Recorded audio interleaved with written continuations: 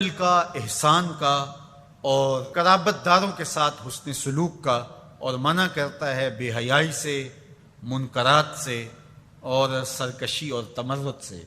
اور یہ اس لیے فرما رہا ہے کہ تم نصیحت پکڑو تاکہ تمہارے سینے ہدایت کے نور سے روشن ہوں اور منور ہوں۔ حضرت حسن بصری رضی اللہ تعالی عنہ فرماتے ہیں کہ اس آیت کریمہ میں اللہ نے کسی بھی امر خیر کو چھوڑا نہیں ہے، ساری خیر اس کا خلاصہ بطور حکم ہمیں ارشاد فرما دیا، اور پھر فرمایا کہ اللہ تعالیٰ جل شانہ نے کسی برائی کو نہیں چھوڑا جس سے ہمیں منع نہ کر دیا ہو۔ ابن عاشور نے لکھا ہے کہ جتنے بھی مفاسد ہیں، جتنے بھی گناہ ہیں، ان گناہ کی جڑ یہ تین چیزیں ہیں: بے حیائی، منکر اور بغی۔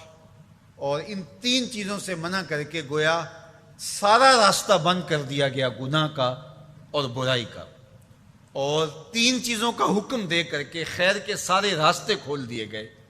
تو اسی ایک آیت کریمہ پہ اگر عمل نصیب ہو جائے تو پورے دین کی لطافتیں اور برکتیں نصیب ہونا شروع ہو جائیں۔ تو تین چیزوں کا حکم دیا کرنے کا: ان اللہ یامر بالعدل، بے شک اللہ عدل کا حکم دیتا ہے، انصاف کا حکم دیتا ہے۔ اگر تم نجات پانا چاہتے ہو تو غصے کے اندر بھی اور سرشاری کے اندر بھی تمہیں عدل سے، انصاف سے کام لینا پڑے گا۔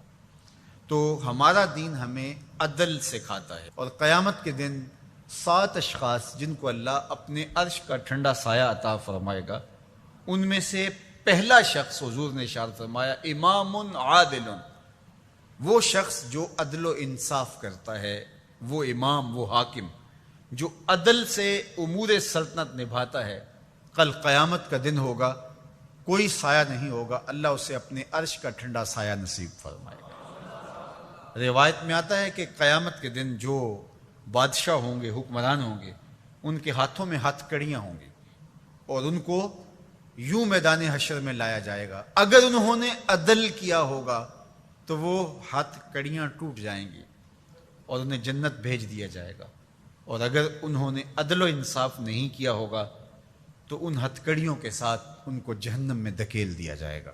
ہمیں عدل کرنے کی تلقین کی گئی۔ ملکوں کے اندر طمانینت، سکون اور قرار عدل کے ذریعے سے آتا ہے۔ ایک عربی کا مقولہ ہے الملک یدوم بالکفر ولا یدوم بالظلم، ملک کفر کے ساتھ تو قائم رہ سکتے ہیں لیکن ظلم کے ساتھ قائم نہیں رہ سکتے۔ علماء نے عدل کے حوالے سے یہ بات بھی لکھی ہے کہ اس کا مطلب اللہ نے ہمارے اوپر جو بھی فریضہ عائد کیا ہے اس کو پورا کرنا یہ عدل کہلاتا ہے۔ لوگوں کی امانات کو ادا کرنا یہ عدل کہلاتا ہے۔